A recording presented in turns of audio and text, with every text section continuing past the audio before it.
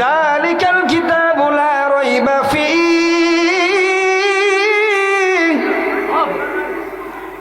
এমন একটা কিতাব আমি নাযিল করেছি যেই কিতাবের মধ্যে বিন্দু পরিমাণ ভুল নাই। পৃথিবীর ইতিহাসে যেই দিন থেকে কোরআন নাযিল হয়েছিল আজ পর্যন্ত কোনো বেঈমান কোনো দিন কোরআনের একটা জবর পরিবর্তন করতে পারে নাই, কিয়ামত পর্যন্ত পারবে না। আল্লাহ রাব্বুল আলামিন এমন এক কিতাব আমাদেরকে দিয়েছেন যেই কিতাব আল্লাহ নবী সাল্লাল্লাহু আলাইহি ওয়াসাল্লামের উপর 23 বছরে নাযিল হয়েছে। জিবরাইল আলাইহিস সালাতু ওয়াস সালাম 24,000 বার আল্লাহর রাসূলের সামনে এসে এই কিতাব নাযিল করেছেন। 6,666টা মতান্তর কম বেশি এবং 114টা সূরা দিয়ে কোরআনুল কারীম। এই কোরআনুল কারীমকে আল্লাহ রাব্বুল আলামিন যখন নাযিল করেন, আপনার আমার নবী জিবরাইলের সাথে সাথে ঠোঁট নাড়াইতেন, নবীজি পেরেশান হয়ে যেতেন যাতে একটা আয়াত ছুটে না যায়। আল্লাহ নবী সাল্লাল্লাহু আলাইহি ওয়াসাল্লামকে আল্লাহ তাআলা ঘোষণা দেন, ওগো পয়গম্বর, আপনার টেনশনের কোনো প্রয়োজন নাই। আমি আল্লাহ রাব্বুল আলামিন এই কিতাব আপনার উপর নাযিল করেছি। এই কিতাব হেফাজতের দায়িত্ব আমি আল্লাহ। এই কিতাবকে আমি হেফাজত করব, আপনার টেনশনের প্রয়োজন নাই। আপনি জিবরাইলের কাছে সংগ্রহ করেন, এটা আপনার সিনার মধ্যে ধারণ করার জন্য, আপনার উম্মতের কাছে বলার জন্য সমস্ত জিম্মাদারি আমি আল্লাহুম্মা বারিক আলা মুহাম্মাদিন ওয়া আলা আলি মুহাম্মাদ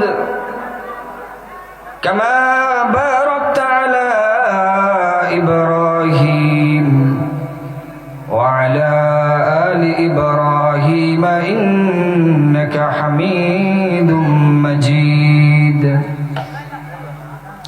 আলহামদুলিল্লাহ, রুহুল আমিন বিএসসি দারুল উলুম কওমি মাদ্রাসার উদ্যোগে আজকের এই মাহফিলের সম্মানিত সভাপতি, উপস্থিত মুআজ্জাজ মুকাররম হযরত উলামায়ে কেরাম, দূর দূরান্ত থেকে আগত ধর্মপ্রাণ মুসল্লি ভাইয়েরা, পর্দার আড়ালে শ্রদ্ধেয় সম্মানিত মা ও বোনেরা, সর্বপ্রথম সেই মহান রব্বুল আলামিনের দরবারে শুকর গুজার করছি, যেই মহান রব্বুল আলামিন এই ফিতনার জামানায় মুসলমানের এই ক্লান্তি লগ্নে আল্লাহ রব্বুল আলামিন আপনাকে আমাকে হাজার লক্ষ কোটি মানুষ থেকে যাচাই বাছাই করে বেহেশতের এই বাগানে, জান্নাতের এই বাগানে আসার এবং বসার তৌফিক দান করেছেন।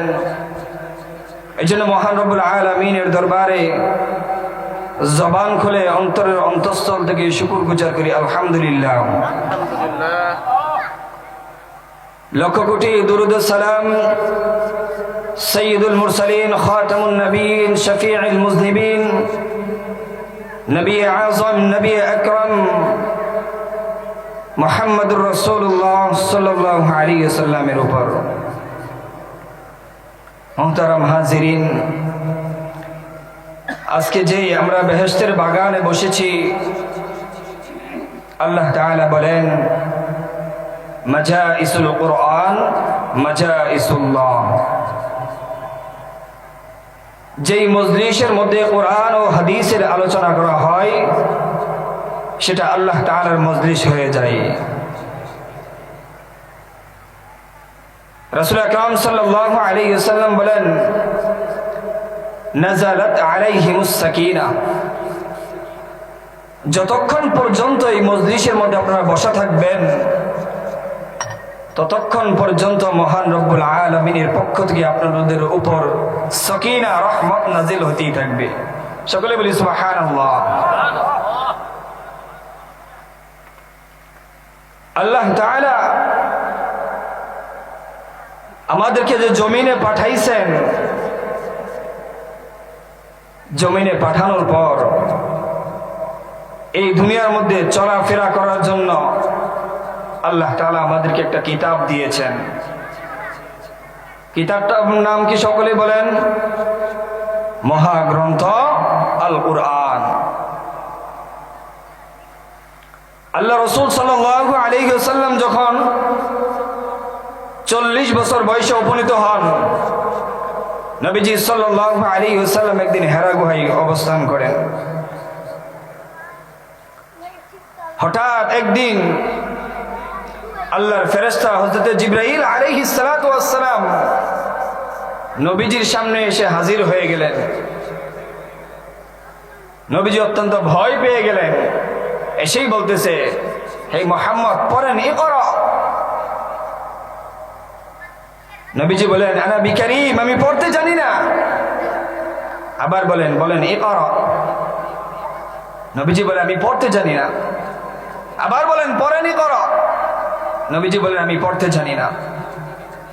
অতঃপর আল্লাহ রাসূল সাল্লাল্লাহু আলাইহি ওয়াসাল্লামকে জিবরাইল আলাইহিস সালাতু ওয়াস সালাম তার সিনার সাথে জড়িয়ে ধরলে এত জোরে চাপ দিলেন, আল্লাহ তাআলার রহমত এবং বরকতে আল্লাহ রাসূল সাল্লাল্লাহু আলাইহি ওয়াসাল্লাম একাধারে সূরাতুল আলাকের 5টি আয়াত তেলাওয়াত করে ফেললেন। সকলে বলেন সুবহানাল্লাহ। আল্লাহ নবী সাল্লাল্লাহু আলাইহি ওয়াসাল্লাম এই ঘটনার পর নবীজি সাল্লাল্লাহু আলাইহি ওয়াসাল্লাম যখন হেরা গুহা থেকে বের হই আম্মা জান খাদিজা রাদিয়াল্লাহু তাআলা আনহাকে গিয়ে বলেন, খাদিজা, আজকে হেরা গুহার মধ্যে এমন একটা অবস্থা হয়েছে, এমন একজন ব্যক্তি আমার সামনে উপস্থিত হয়েছে, আমি ইতিপূর্বে কোনোদিন তাকে মক্কার জমিনে দেখি নাই। আমার শরীরের মধ্যে জ্বর উঠে গেছে। খাদিজা শুনো, আমার শরীর অত্যন্ত কম্পিত, আমি ভয় পেয়ে গেছি, মনে হয় জমিনের মধ্যে আমি আর বেশি দিন বাঁচব না।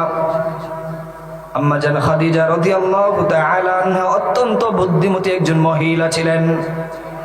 আম্মা জান খাদিজা রাদিয়াল্লাহু তাআলা আনহা রাসূল আকরাম সাল্লাল্লাহু আলাইহি ওয়াসাল্লামকে বলে, মুহাম্মদ, আপনার কোনো কিছু হতে পারে না, কারণ আপনি কোনোদিন কাউকে কষ্ট দেন নাই, কাউকে গালি দেন নাই, আপনার উপর কোনো কিছু আক্রমণ করতে পারে না, জিন ভূতেও না। আম্মা জান খাদিজা রাদিয়াল্লাহু তাআলা আনহা বলেন, ইয়া মুহাম্মদ, আমার একজন ভাই আছে, তিনি তাওরাতের আলেম, তার কাছে গেলে মনে হয় বিষয়টা আমরা পরিপূর্ণ জানতে পারবো। আম্মা জান খাদিজা রাদিয়াল্লাহু তাআলা আনহা নবীজি সাল্লাল্লাহু আলাইহি ওয়াসাল্লামকে তাওরাতের আলেমের কাছে নিয়ে গেলেন। তাওরাতের আলেমের কাছে গিয়ে বলেন, এ তাওরাতের আলেম, জানোনি আজকের এমন এক বিশাল ঘটনা আমার জীবনে ঘটে গেল, যা ইতিপূর্বে কোনোদিন ঘটে নাই। বিস্তারিত সমস্ত ঘটনা বললেন। ইতিহাস অনেক লম্বা, সংক্ষিপ্ত বলে সামনে আগানোর চেষ্টা করব। নবীজি সাল্লাল্লাহু আলাইহি ওয়াসাল্লাম তাওরাতের আলেমকে সমস্ত ঘটনা খুলে বললেন। তাওরাতের আলেম সমস্ত ঘটনা শোনার পর বলে, মুহাম্মদ, তুমি যা দেখছো সবকিছু যদি সত্য হয়, সবকিছু যদি বাস্তব হয়, তাহলে আজকে থেকে তুমি শুধু মুহাম্মদ নয়, আজকে থেকে তোমার নাম হলো মুহাম্মাদুর রাসূলুল্লাহ। তাওরাতের আলেম বলেন, আপনার ঘটনা যদি সত্য হয়, আপনার উপর যেই কোরআনুল কারীম তেলাওয়াত করা হয়, এটা দুনিয়ার কোনো সাধারণ কিতাব নয়, এটা হলো আল্লাহর পক্ষ থেকে মহাগ্রন্থ আল কুরআন। আর আপনার কাছে যে নিয়ে এসেছেন, ইনি দুনিয়ার কোনো মানুষ নয়, ইনি হলো আল্লাহর তৈরি ফেরেশতা জিবরাইল। আল্লাহ নবী সাল্লাল্লাহু আলাইহি ওয়াসাল্লামকে এই ঘটনা শোনার পর নবীজি সাল্লাল্লাহু আলাইহি ওয়াসাল্লাম আম্মা জান খাদিজা রাদিয়াল্লাহু তাআলা আনহাকে নিয়ে বাসায় ফিরে আসলেন। আম্মা জান খাদিজা রাদিয়াল্লাহু তাআলা আনহাকে বললেন, খাদিজা, আমাকে একটা চাদর দিয়ে জড়ায় ধরো, আমার শরীরের মধ্যে জ্বর উঠে গেছে, শরীরটা একেবারে তাপ উঠে গেছে। আম্মা জান খাদিজা রাদিয়াল্লাহু তাআলা আনহা আল্লাহ রাসূলকে একটা চাদর দিয়ে জড়ায় ধরলেন। মুসলমান ইমানদার মানুষ বলবে আল্লাহর নবী কিভাবে ভয় পেতে পারে? না না, এটা বিশ্বাস করি না। এটা বিশ্বাস না করার কোনো বিষয় নয়। কারণ হযরত জিবরাইল আলাইহিস সালাতু ওয়াস সালাম মাঝে মাঝে আল্লাহ নবীর কাছে এমন সুরত ধরে আসতেন, নবীজি অত্যন্ত ভয় পেয়ে যেতেন। কারণ জিবরাইল আলাইহিস সালাতু ওয়াস সালাম আসমান এবং জমিনের মধ্যখানে একটা নূরের মিম্বারের মধ্যে বসে, তার পাগুলো ছিল জমিনে, মাথা মুবারক ছিল আসমানের দিকে। আল্লাহর নবীকে ডাক দিয়ে বলে, ইয়া মুহাম্মদ তাআল হুনা, তাআল হুনা, ইয়া মুহাম্মদ এদিকে আসো, এদিকে আসো। নবীজি বলেন, এই জন্য আমি ভয় পেয়ে যেতাম। মাঝে মাঝে জিবরাইল তার আসল রূপ ধরে আসতো। শুধু তাই নয়, এরপর থেকে নবীজি বলেন, আমি যেদিক দিয়েই যাই, ঘাসপালা পাথর যা কিছু আছে, পাখিকুল সব কিছু আমাকে ডাক দেয়, ইয়া নবী আল্লাহ, আসসালাতু ওয়াসসালামু আলাইকা ইয়া রাসূলুল্লাহ, আল্লাহু আকবার। নবীজিকে গাছ সালাম দেয়, পাথর সালাম দেয়, আকাশের মেঘগুলো নবীজির উপর ছায়া দেয়। আল্লাহ নবী সাল্লাল্লাহু আলাইহি ওয়াসাল্লামের উপর আস্তে আস্তে কোরআন নাজিল হতে শুরু হয়। এই কোরআনটা এত দামি একটা কিতাব, আল্লাহ রাব্বুল আলামিন বলেন পৃথিবীর শুরু থেকে নিয়ে কিয়ামতের পর পর্যন্ত যা কিছু হবে সমস্ত কিছু এই কোরআনের ভিতর দিয়ে দিয়েছেন। কেমন একটা কিতাব, যেই কিতাব ঘরে রাখলেও বরকত, যেই কিতাব পড়লেও সওয়াব, যেই কিতাব শুনলেও সওয়াব, যেই কিতাব ঘরে রাখলেও রহমত বরকত, যেই কিতাব রাষ্ট্রের সর্বোচ্চ আসনে রাখলেও শান্তি। আল্লাহ তাআলা চ্যালেঞ্জ দিয়ে বলেন, যালিকাল কিতাবু লা রাইবা ফীহি,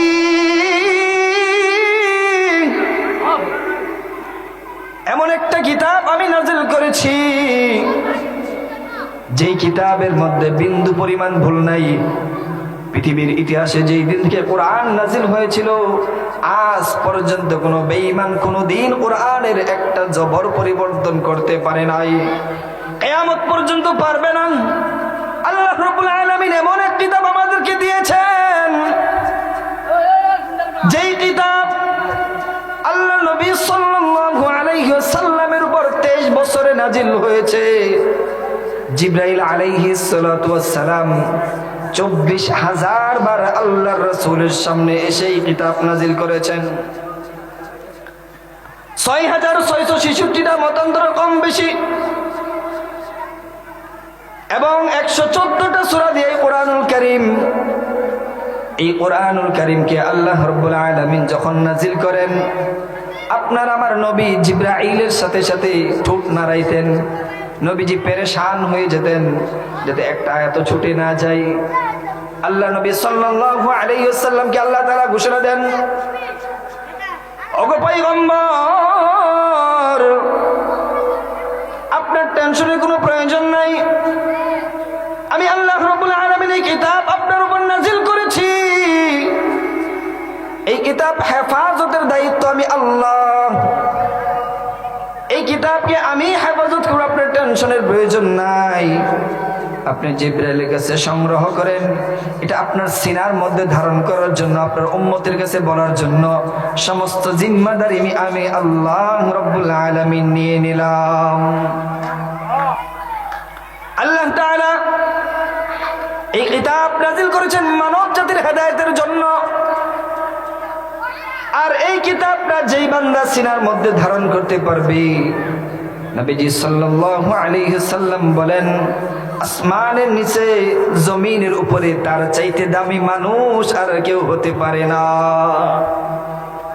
এই কোরআন যে সিনার মধ্যে ধারণ করতে পারবে, নবীজি বলেন, খায়রুকুম মান তাআল্লামাল কুরআন ওয়া আল্লামা। এই কিতাবটা যে নিজে পড়ে এবং যারা পড়ায়, তাদের মতো দামি মানুষ এই জমিনে কেউ হতে পারে না।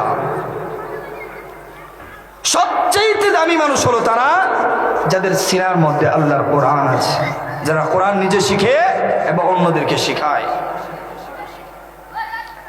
কোরআন এমন একটা দামি কিতাব, কোরআন যেখানে গিয়েছে সেটাই দামি হয়ে গিয়েছে। কোরআন নবীর কাছে গিয়েছে, নবী দামি হয়ে গিয়েছে। কোরআন যেই মাসের মধ্যে নাজিল হয়েছে ওই মাস দামি হয়ে গিয়েছে। কোরআন যেই রাত্রিতে নাজিল হয়েছে ওই রাতটাও দামি হয়ে গিয়েছে। যেই মানব জাতি কোরআন কি সিনার মধ্যে ধারণ করলো সেও দামি হয়ে গিয়েছে। এই জন্য রাসূল আকরাম সাল্লাল্লাহু আলাইহি ওয়াসাল্লাম বলেন, আমার বান্দাদের মধ্যে, আমার উম্মতদের মধ্যে যে কোরআনের হাফেজ হবে, আল্লাহর নবী বলেন হাশরের ময়দানে আল্লাহ রাব্বুল আলামিন তাকে ৬৬৬৬ তার একটা জান্নাত তাকে দান করবেন। যদি কোরআনের একটা হাফেজ হতে পারে আর কোরআনের সমস্ত বিধান অনুযায়ী যদি আমল করতে পারে, রাসূল বলেন মান ক্বরাআল কুরআনা ফাস্তাযহারাহু ফাআহাল্লা হালালাহু ওয়া হাররামা হারামাহু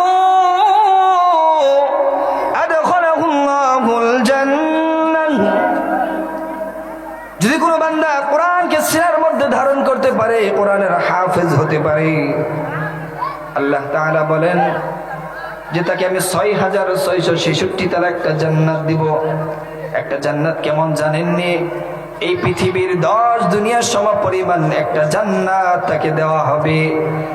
আর যদি একটা পৃথিবীর ১০ দুনিয়ার সমপরিমাণ যদি একটা জান্নাত দেওয়া হয়, তাহলে একটা হাফেজে কোরআনকে যদি ৬৬৬৬ তার একটা জান্নাত দেওয়া হয়, তাহলে কত বড় জান্নাত আল্লাহ তাআলা তাকে দিবেন একবার কল্পনা করেন।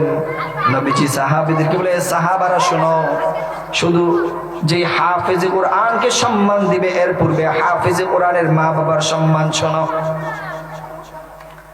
আল্লাহ নবী বলেন, এ সাহাবায়ে কেরাম, হাফেজে কোরআনের মা বাবাকে আল্লাহ রাব্বুল আলামিন হাশরের ময়দানে এমন সম্মানিত ইজ্জত দিবেন, গোটা হাশরের ময়দানে মানুষ যখন আল্লাহ তাআলার ভয়ে মানুষ নাফসি নাফসি পড়বে, আল্লাহ তাআলার ভয়ে আল্লাহর দিকে তাকিয়ে থাকবে, কি জানি আজকে ফয়সালা চলে এসে।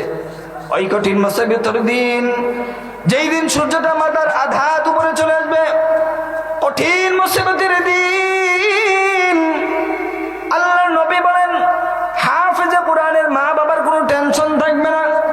আল্লাহ রাব্বুল আলামিন তাদেরকে এমন এক নূরের টুপি তাজ পরাইবেন।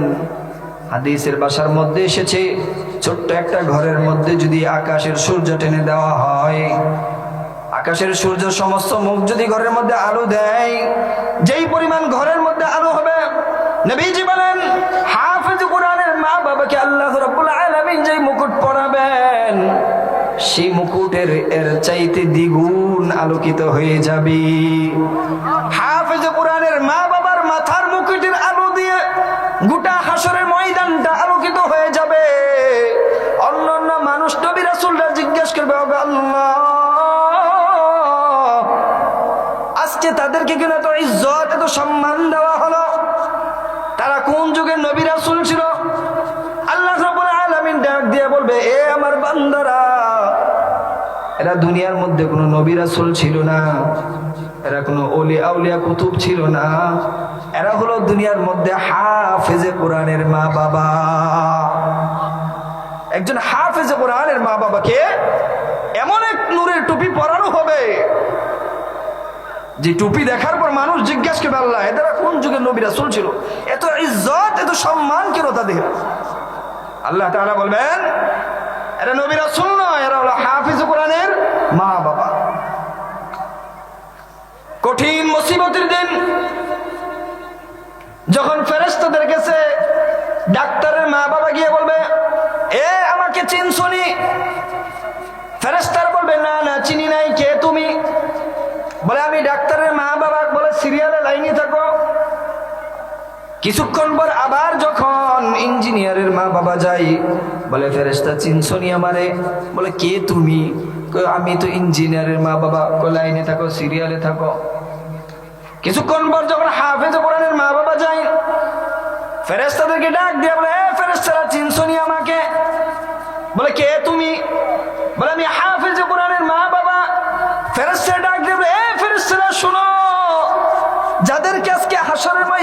খুঁজতেছিলাম তাদেরকে পেয়ে গেছি। আল্লাহ রাব্বুল আলামিন আমাদেরকে নিযুক্ত করেছেন তোমাদের খেদমত করার জন্য, আর চিন্তা নাই তোমাদেরকে পেয়ে গেছি। এই সমস্ত ফেরেশতারা আসো, আজকে হাফেজের কোরআনের মা বাবাকে জান্নাতের মেহমানদারি করানো হবে। এত ইজ্জত এত সম্মান যদি হাফেজ কোরআনের মা বাবার হয়, তাহলে এবার চিন্তা করেন হাফেজে কোরআনকে আল্লাহ তাআলা কত ইজ্জত সম্মান দিবেন। শুধু তাই নয়, আল্লাহ রাব্বুল আলামিন বলেন, এ হাফেজে কোরআন, দুনিয়ার মধ্যে বড় কষ্ট করেছো হাফেজ হওয়ার জন্য। হাফেজ হওয়া ফরজ কোনো বিষয় নয়, আলেম হওয়া ফরজ কোনো বিষয় নয়। যদি কোনো ব্যক্তি হাফেজ হতে পারে, আলেম হতে পারে, আল্লাহ রাব্বুল আলামিন এত ইজ্জত এত সম্মান দিবেন। বলে আজকে আমার দেওয়া জাহান্নামে যে সমস্ত বান্দারা আছে, তাদের মধ্যে যে সমস্ত বান্দারা তোমার নিকটবর্তী আত্মীয় স্বজন, তাদের মধ্যে 10 জনকে সুপারিশ করে তুমি জান্নাতে নিয়ে যাও। যখন জান্নাত দেওয়া হবে, হাফেজ কোরআন যখন জাহান্নাম থেকে 10 জন ব্যক্তিকে সুপারিশ করে জান্নাতে নিয়ে যাবে, এমন সময় একটা বান্দা যাকে যখন জাহান্নাম দেওয়া হবে, বান্দারা একটু সামনে যায়, আবার পিছনের দিকে তাকায়, সামনে যায়, আবার পিছনের দিকে তাকায়।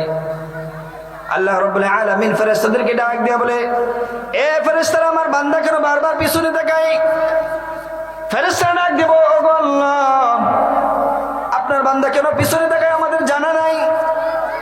আল্লাহ রাব্বুল আলামিন বলেন, আমার বান্দা কেন তাকায় আমি তো জানি, আমার বান্দাকে আমার সামনে এসে হাজির করো।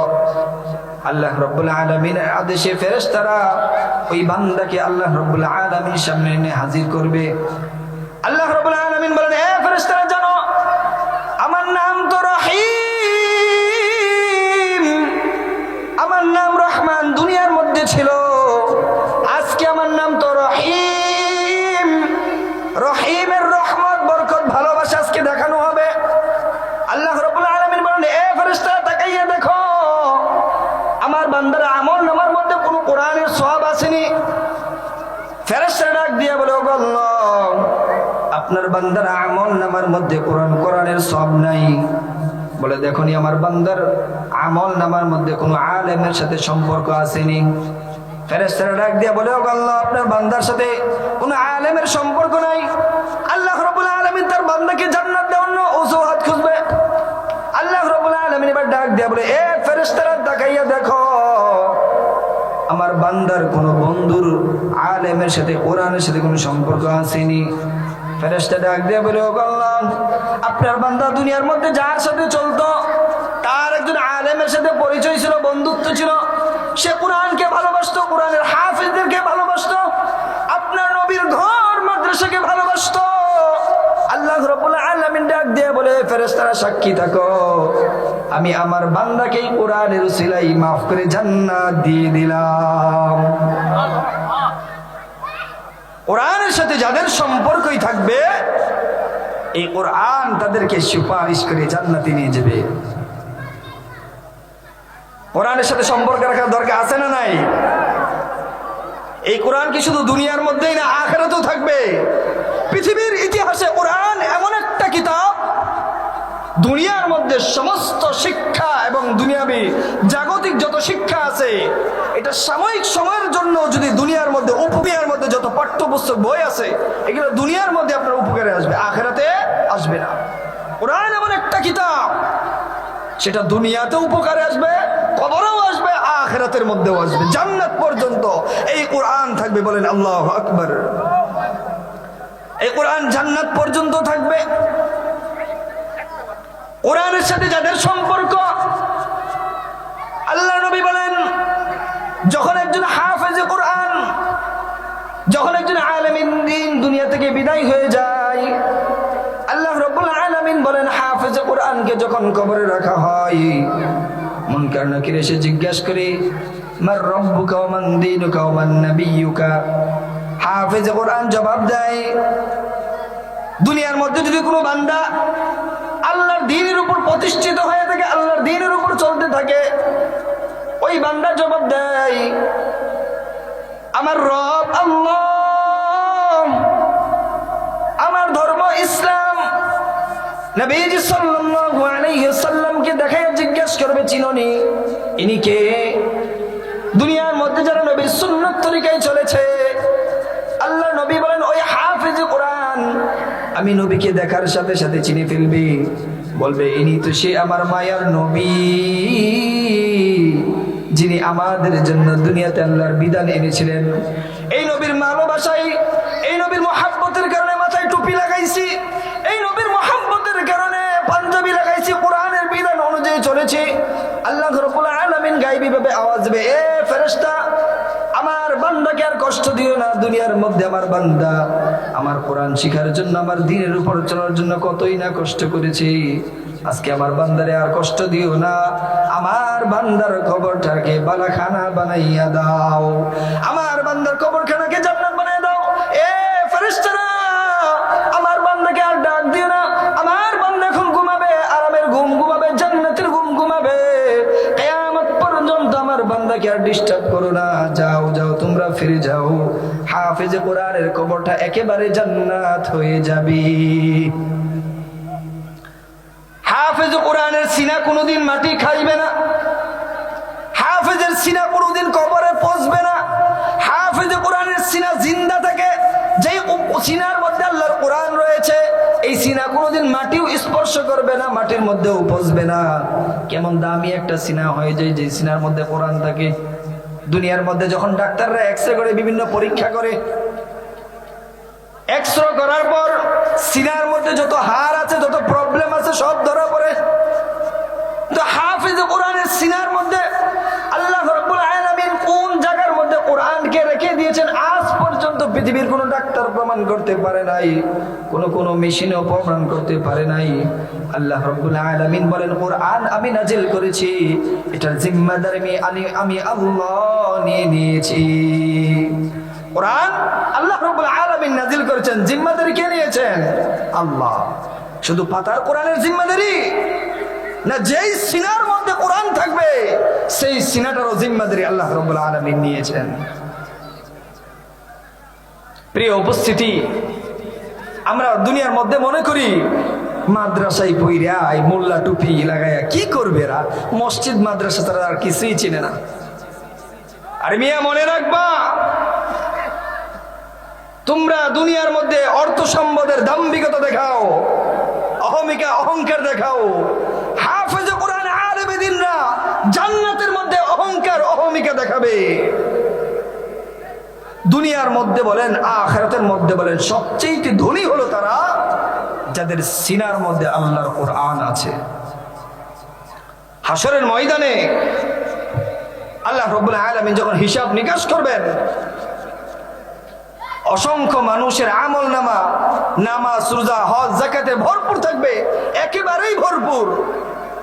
আল্লাহ নবী বলেন তারপরেও তারা সবচেয়ে দরিদ্র হাসরের ময়দানে। সাহাবায়ে কেরাম জিজ্ঞাসা করে, ইয়া রাসূলুল্লাহ, ওই বান্দাটার আমল নামার মধ্যে তো নামাজের সওয়াব আছে, রোজার আছে, হজের আছে, যাকাতের আছে, এরপরেও দরিদ্র কেন? আল্লাহ রাব্বুল আলামিন জবাব দেন যে তার আমল নামার মধ্যে নামাজ, রোজা, হজ, যাকাত সবকিছুর আমল আছে, কিন্তু কোরআনের আমল না থাকার কারণে হাসরের ময়দানে সবচেয়ে দরিদ্র হলো তারা। এর একটা দৃষ্টান্ত মনে করেন, আপনাদের এই ত্রিশাল এলাকার মধ্যে সম্পদের যেই দাম, ঢাকা এয়ারপোর্টের সাথে যে সম্পদ আছে ওটার সাথে তুলনা করা যাবে? ওটার দাম বেশি। ঠিক তদরূপ ভাবে আপনার আমল নামার মধ্যে নামাজ, রোজা, হজ, যাকাত সব কিছুর ইবাদত আছে, কোরআনের সওয়াব নাই, কোরআনের আমল নাই, কোরআনের নেক নাই। তাহলে কি হাফেজ কোরআনের সমতুল্য হতে পারবেন?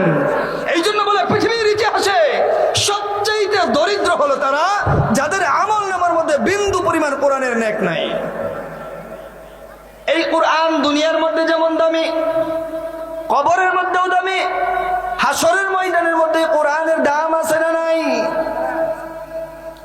আল্লাহ রাব্বুল আলামিন বলেন, ইকালু লিসাহিবিল কুরআন ইকরা ওয়ারতাকি ওয়ারাতিল কামা কুনতা তুরাতিলু ফিদ দুনিয়া فإن منزلك عند آخرة آية تقرأها আল্লাহ নবী বলেন হাশরের ময়দানে আল্লাহ রাব্বুল আলামিন বলবেন এ হাফেজ কোরআনের দল তোরা আয় দুনিয়ার মধ্যে যেমনি ভাবে তোমরা তারতিল এবং তাসবিহের সহিত কোরআন তেলাওয়াত করতে আজকে সেইভাবে তেলাওয়াত করতে শুরু করো তোমাদের স্থান হবে সেই জায়গায় যেইখানে গিয়ে তোমাদের কোরআনের তেলাওয়াত শেষ হবে যেইখানে গিয়ে তোমাদের তেলাওয়াত থেমে যাবে আমি আল্লাহ রাব্বুল আলামিন তোমাদেরকে তত তারা জান্নাত দান করব শুধু তাই নয় হাফেজে কোরআনকে যখন আল্লাহ রাব্বুল আলামিন জান্নাত দান করবেন হাশরের ময়দানে হিসাব নিকাশ যখন শেষ হয়ে যাবে বান্দারা জান্নাতি এবং জাহান্নামী দুইটা দলে বিভক্ত হয়ে যাবে আল্লাহ রাব্বুল আলামিন বলেন জান্নাতীরা যখন জান্নাতে যাবে আমি রাব্বুল আলামিন কোরআনের সম্মান দুনিয়ার মধ্যে রেখেছি এই কোরআনের সম্মান হাশরের ময়দানেও থাকবে এই কোরআন জান্নাতের ভিতরেও থাকবে জান্নাতের ভিতরে মাসিহ নামক একটা মাঠ আছে এই মাঠটার এত বিশালতা জিবরাইল আলাইহিস সালাতু ওয়াস সালাম বলেন ওগো আল্লাহ আমাকে 600 ডানা দিলেন কেন আমি তো আমার 2 ডানা দিয়ে গোটা পৃথিবী ভ্রমণ করে আসতে পারি তাহলে 600 ডানা দেওয়ার কি দরকার ছিল জিবরাইল আলাইহিস সালাতু ওয়াস সালামের জবাবে আল্লাহ রাব্বুল আলামিন জিবরাইল জানোনি কেন তোমাকে 600 ডানা দিলাম জিবরাইল জান্নাতের ভিতরে প্রবেশ করো মাসিহ নামক যে মাঠটা আছে যাও ঘুরতে শুরু করো জিবরাইল বলে আমি আল্লাহ তাআলার হুকুমে জান্নাতের ভিতরে প্রবেশ করে মাসিহ নামক মাঠটা ভ্রমণ করতে শুরু করলাম গোটা জান্নাতের মাঠটা যখন ভ্রমণ করতে শুরু করি আমি আমার 2টা ডানা ছেড়ে দেই উড়তে থাকি আমার 2টা ডানার মধ্যে ব্যথা হয়ে যায় আবার যখন সামনে যাই 2টা ডানা ছেড়ে দিলাম আবার ব্যথা আবার 2টা ছেড়ে দিলাম আবার ব্যথা হয়ে গেল এভাবে উড়তে উড়তে আমার 600 ডানা ছেড়ে দিলাম কিন্তু আমার 600 ডানার মধ্যে ব্যথা হয়ে গেল জান্নাতের ভিতরে যেই মাঠটা সেটা আর শেষ হয় না জিবরাইল আলাইহিস সালাতু ওয়াস সালাম আল্লাহর কুদরতি কদমে সিজদায় বলে এ মালিক আজকে বুঝতে পারলাম 600 ডানা দিয়েছো কেন জান্নাতের তো বিশাল মাঠ তুমি কেন তৈরি করলেন আমি জিবরাইল আমার 2টা ডানা দিয়ে গোটা পৃথিবীটা ভ্রমণ করে আসতে পারি আজকে এমন এক মাঠের মধ্যে তুমি আমাকে পাঠাইলা যেই মাঠের মধ্যে আমি জিবরাইলের 600 ডানা ছেড়ে দিলাম তারপরও শেষ হয় না এত বড় মাঠ কেন আল্লাহ রাব্বুল আলামিন বলেন এই মাঠটা কেন জানোনি আমি কোরআনের সম্মানের জন্য এই মাঠটা বানাইছি হাশরের ময়দানে যখন জান্নাতীরা জান্নাতে চলে যাবে এই জান্নাতীদেরকে নিয়ে আমি হাশরের ময়দানে জান্নাতের ভিতরে একটা মাঠ বানাইছি এই মাঠের ভিতরে একটা স্টেজ বানাবো স্টেজের ভিতরে 3 জন অতিথিও দাওয়াত থাকবে সভাপতিত্ব করবে আমার আল্লাহ প্রধান অতিথি থাকবে মুহাম্মদুর রাসূলুল্লাহ এবং বিশেষ অতিথি থাকবে দাউদ আলাইহিস সালাতু ওয়াস সালাম আল্লাহ রাব্বুল আলামিন বলেন ওই মাঠের মধ্যে আমি একটা অনুষ্ঠান করব 3টা চেয়ার থাকবে 3টা চেয়ারের মধ্যে একটা চেয়ারের মধ্যে বসবে আল্লাহ রাব্বুল আলামিন বিশেষ অতিথির চেয়ারে বসবে দাউদ আলাইহিস সালাতু ওয়াস সালাম প্রধান অতিথির আসনে বসবে আপনার আমার নবী মুহাম্মদুর রাসূলুল্লাহ সাল্লাল্লাহু আলাইহি ওয়াসাল্লাম আল্লাহ রাব্বুল আলামিন বলেন ওই দিন আমি জান্নাতীদেরকে নিয়ে একটা স্টেজ বানাবো একটা মাহফিল করব একটা অনুষ্ঠান করব জান্নাতীরা যখন জান্নাতের ভিতরে প্রবেশ করবে মাঠের ভিতরে প্রবেশ করবে স্টেজের মধ্যে 3 জন ব্যক্তি আর দুনিয়ার মধ্যে সমস্ত নবী রাসূল ওলি আউলিয়া যারা ছিল সকলেই মাঠের মধ্যে অবস্থান করবে জান্নাতীদেরকে এমন একটা দামি চেয়ার দেওয়া হবে আল্লাহর নবী বলেন ওই চেয়ারের যদি একটা পায়া যদি দুনিয়াবাসী কিনতে চাই গোটা দুনিয়ার যত দামি দামি সম্পদ আছে গোটা দুনিয়ার যত সম্পদ আছে সমস্ত সম্পদ যদি একবার নয় 100 বার বিক্রি করা হয় জান্নাতি বান্দাদেরকে যে চেয়ারে বসানো হবে একটা চেয়ারের যে পায়া আছে এই পায়ার দামের সমতুল্য হবে না। এমন একটা দামি চেয়ারের মধ্যে জান্নাতীদেরকে বসানো হবে। আল্লাহ রাব্বুল আলামিন বলেন, দুনিয়ার মধ্যে যত অনুষ্ঠান হয়, সমস্ত অনুষ্ঠান শুরু হয় গান বাজনা দিয়া, ঢোল তবলা দিয়া, কোরআন দিয়া নয়। কোরআনের মাহফিল গুলো হয় শুধু কোরআন দিয়া। দুনিয়াবি যত অনুষ্ঠান হয়, সমস্ত অনুষ্ঠান হয় গান বাজনা, ঢোল তবলা দিয়া। আল্লাহ রাব্বুল আলামিন বলেন, হাশরের ময়দানে যেই অনুষ্ঠানটা হবে, এই অনুষ্ঠানটা শুরু হবে কোরআন কারীমের তেলাওয়াত দিয়া। কি দিয়া বলেন? কোরআন কারীমের তেলাওয়াত দিয়া। আল্লাহ রাব্বুল আলামিন বলেন, বিশেষ অতিথির দ্বারা কোরআন তেলাওয়াত শুরু হবে। বিশেষ অতিথির চেয়ারে বসে থাকবে পয়গম্বর দাউদ আলাইহিস সালাতু ওয়াস সালাম। দাউদ আলাইহিস সালাতু ওয়াস সালাম কোরআনের হাফেজ ছিল না, দাউদের উপর কোরআন নাযিল ছিল না, কিন্তু আল্লাহ রাব্বুল আলামিন দাউদ আলাইহিস সালাতু ওয়াস সালামকে কুদরত দ্বারা, কুন ফায়াকুনের দ্বারা কোরআনের হাফেজ বানিয়ে দিবেন। দাউদ পয়গম্বরকে বলবে, এ দাউদ তেলাওয়াত করতে শুরু করো। দাউদ পয়গম্বরের কথা অনুযায়ী আল্লাহ নবী বলেন, দাউদ পয়গম্বর সূরাতুল মুজাম্মিল তেলাওয়াত শুরু করবে। দাউদ পয়গম্বরের কণ্ঠ থেকে এক একবার 70 রকমের আওয়াজ বের হবে। দাউদ পয়গম্বর যখন কোরআন কারীম তেলাওয়াত করবে, মানুষগুলো পাগল পারা হয়ে যাবে, মানুষগুলো হেলতে থাকবে, দুলতে থাকবে, মানুষ চিৎকার করে বলবে, আল্লাহ এত মজার তেলাওয়াত, এত মজার তেলাওয়াত। ওগো আল্লাহ, আপনার তেলাওয়াত বন্ধ করিয়েন না, এত মজার তেলাওয়াত। মানুষগুলো পাগল পারা হয়ে যাবে কোরআন কারীমের তেলাওয়াত শুনে। দাউদ পয়গম্বরের কণ্ঠ থেকে আল্লাহ রাব্বুল আলামিন এক একবার 70 রকমের আওয়াজ বের করবেন। মানুষগুলো পাগল হয়ে যাবে, হেলতে থাকবে, দুলতে থাকবে, মানুষ অজ্ঞান হয়ে যাবে। জান্নাতি ফেরেশতারা শরাব পান করে আবার মানুষকে হুঁশে আনবে, মানুষগুলো আবার পাগল পারা হয়ে যাবে, আর চিৎকার দিয়ে বলবে, আল্লাহ তেলাওয়াত বন্ধ করেন না, তেলাওয়াত বন্ধ করেন না। আল্লাহ রাব্বুল আলামিন ডাক দিয়ে বলবে, আরে দাউদ তেলাওয়াত থামা, থামা।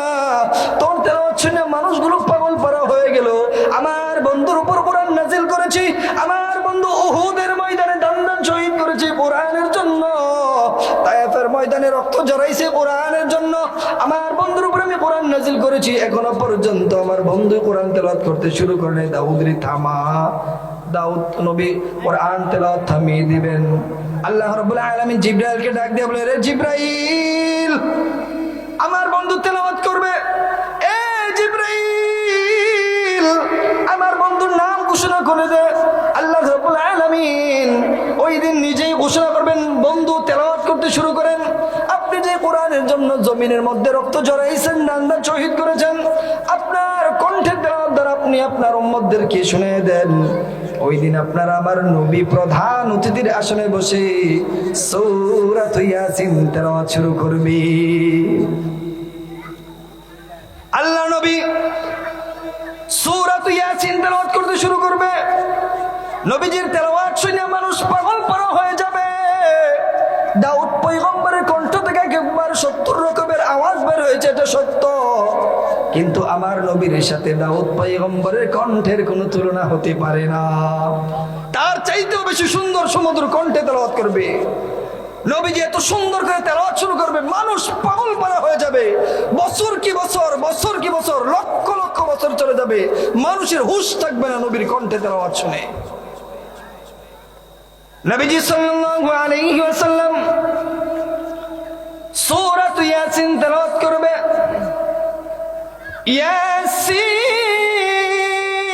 ইয়াসিন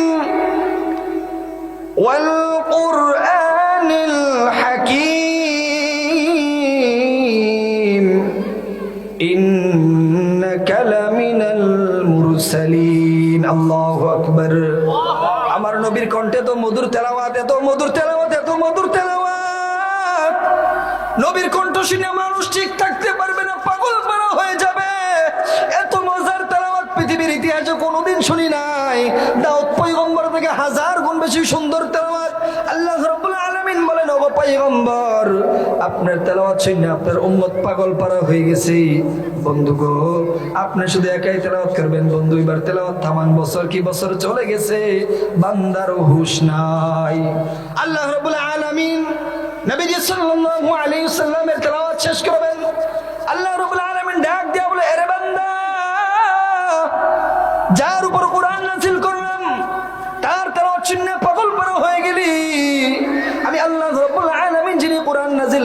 আমার কণ্ঠে কি তেলাওয়াত শুনবে না?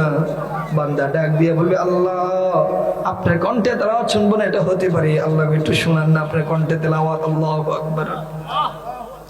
জান্নাতীদেরকে আল্লাহ রাব্বুল আলামিন নিজ কণ্ঠে তেলাওয়াত শোনাবেন। আল্লাহ রাব্বুল আলামিন সূরাতুর রহমান তেলাওয়াত করবেন। আল্লাহ তাআলা সূরাতুর রহমান একটু ব্যতিক্রম ভাবে তেলাওয়াত করবেন। নবীজি বলেন, আল্লাহ রাব্বুল আলামিন হাশরের ময়দানে বান্দাদেরকে বলবেন, আনার রহমান আল্লামনাল কুরআন। আল্লাহ রাব্বুল আলামিন একটু ব্যতিক্রম নিয়ে তেলাওয়াত করবেন, আনার রহমান, আমি রহমান, আল্লামনাল কুরআন, আমি নাজিল করেছি কুরআন, খলাকাল ইনসান, সৃষ্টি করেছি মানুষ। যখন আল্লাহ রাব্বুল আলামিন তেলাওয়াত করতে শুরু করবেন, গোটা হাশরের ময়দানের সমস্ত মানুষগুলো পাগল পারা হয়ে যাবে। এত মজার তেলাওয়াত, এত মজার তেলাওয়াত, আর এত মজার তেলাওয়াত কই পাই? মানুষগুলো চিৎকার করে বলবে, আল্লাহ এত মজার তেলাওয়াত শুনাইলেন, তেলাওয়াত বন্ধ করেন না আল্লাহ। তেলাওয়াত শুনতেই থাকবে, শুনতেই থাকবে, বছরের পর বছর চলে যাবে, তেলাওয়াত শেষ হবে না। হঠাৎ একদিন তেলাওয়াত শেষ হয়ে আল্লাহ তাআলা নূরের পর্দার আড়ালে চলে যাবেন। আল্লাহ রাব্বুল আলামিন ডাক দিয়ে বলেন, এ বান্দা, পাগল পারা হইস না, থাম থাম। বান্দা কোনোভাবেই মানতে চাইবে না, বলবে আল্লাহ আরো শুনতে চাই, আরো শুনতে চাই। আল্লাহ রাব্বুল আলামিন বলবেন, এ জান্নাতবাসীরা শোন, আমি আল্লাহ রাব্বুল আলামিন তেলাওয়াত শুনে পাগল পারা হয়ে গেছিস। আমি আল্লাহ রাব্বুল আলামিন প্রতি জুমার দিন এমন একটা অনুষ্ঠান করব আর জান্নাতি মেহমানদারি করাবো। জান্নাতবাসীদেরকে আল্লাহ তাআলা নিজে কোরআন তেলাওয়াত শোনাবেন। তাহলে দেখেন, কোরআনটা শুরু হয়েছিল লৌহে মাহফুজ থেকে, সেটা এসেছে দুনিয়ার মধ্যে, আবার সেটা চলে যাবে জান্নাতের ভিতর পর্যন্ত। কোরআন যেখানেই যাবে সেটাই দামি হয়ে যাবে। কোরআনের ব্যতীত অন্য কোনো বই পুস্তক কবরে যাবে না। যাবে বলেন? তাহলে কোরআনের সাথে সম্পর্ক রাখার দরকার আছে না নাই? বছরে একদিন, 5 বছরে একদিন।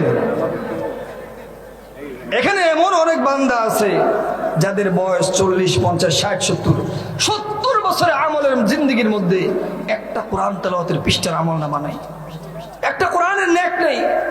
আফসোস লাগে, মুসলমানের সন্তান কি করে হতে পারে?